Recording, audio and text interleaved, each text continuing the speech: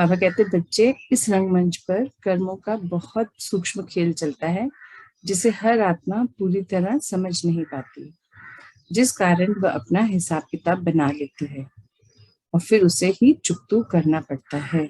चुकतू भी करना पड़ता है, हिसाब किताब हम ऐसे नहीं छोड़ सकते।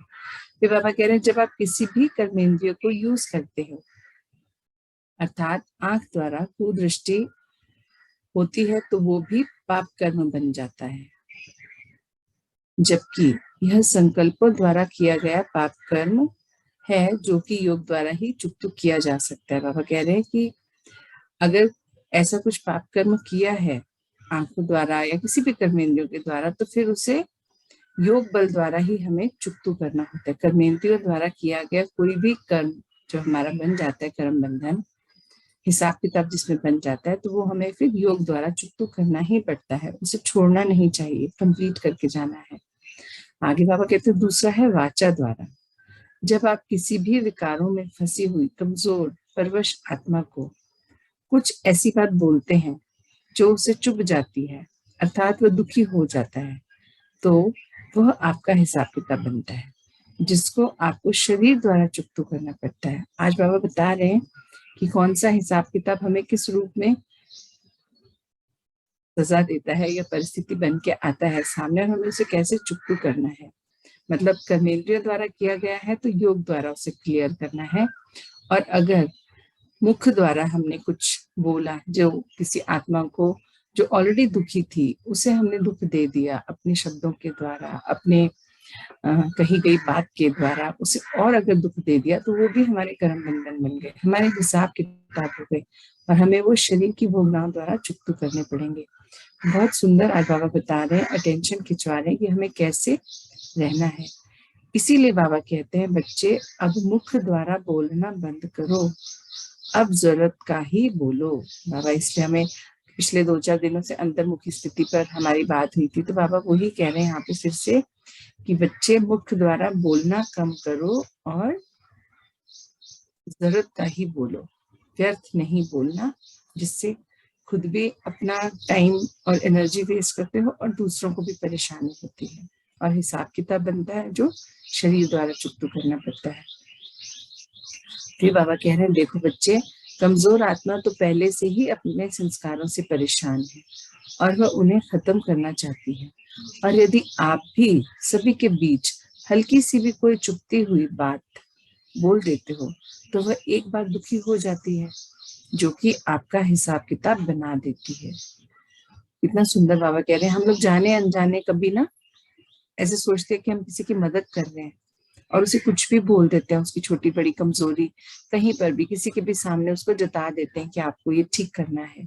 हमें लगता है कि हम उसकी मदद कर रहे हैं, पर वो चाहे समझ भी जाती है उस बात को, पर अगर उसको एक पल के लिए भी वो चुभी बात आपकी, तो अर्थात आपका तो हिसाब किताब बन गया, आपको चुकतू करना पड़ेगा। अब बाबा ने अभी बताया, मुख द्वारा बोली गई बात से अगर किसी को दुख होता है तो क्या होता है, वो हमें शरीर द्वारा चुकाना पड़ता है।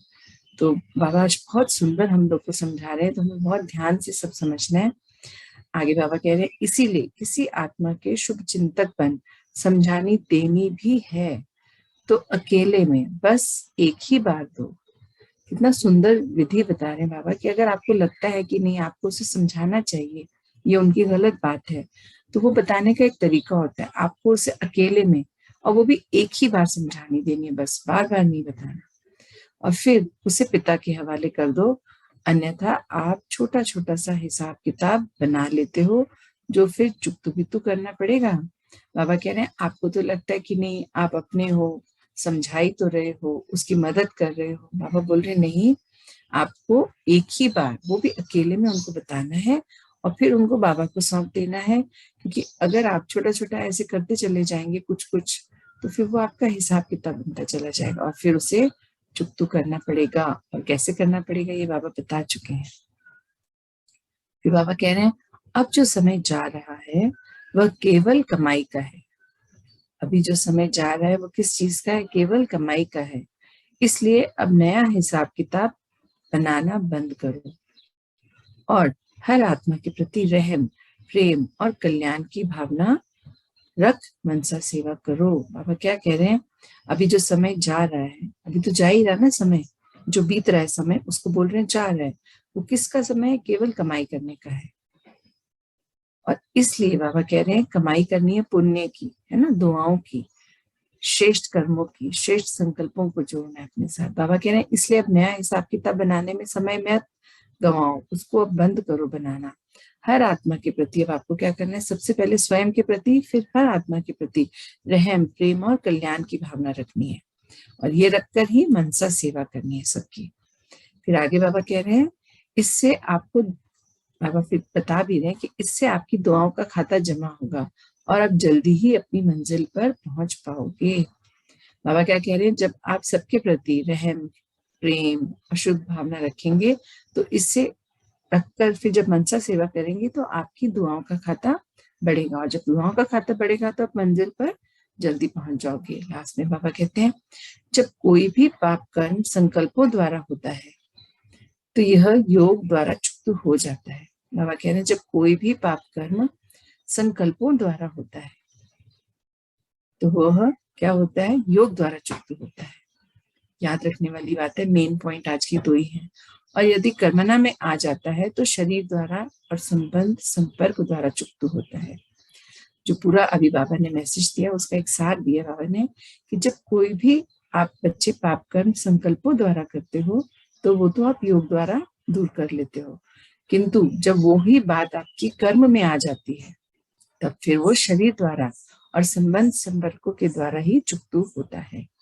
तो आज बाबा ने बहुत सुंदर, मुझे लगता है, हमें ज्ञान दिया, हमें समझाने दी, और अब हमें ही बाबा द्वारा बताए गए ज्ञान को समझना भी है और अपने हिसाब किताब अब नहीं बनाने। बाबा कहते बच्चे अब कमाई का समय है, हिसाब किताब जो है उन्हें फिनिश कीजिए, नए मत बनाइए। अब अपनी बोली पर, अपने कर्मों पर आपको बहुत ध्यान देना है, स्वयं पर और अन्य आत्माओं पर रहम करें, प्रेम करें, स्नेह करें, सहयोग रखें सबके प्रति और शुभ भावना के साथ मनसा सेवा का कार्य करें। ओम शांति, ओम शांति सभी को।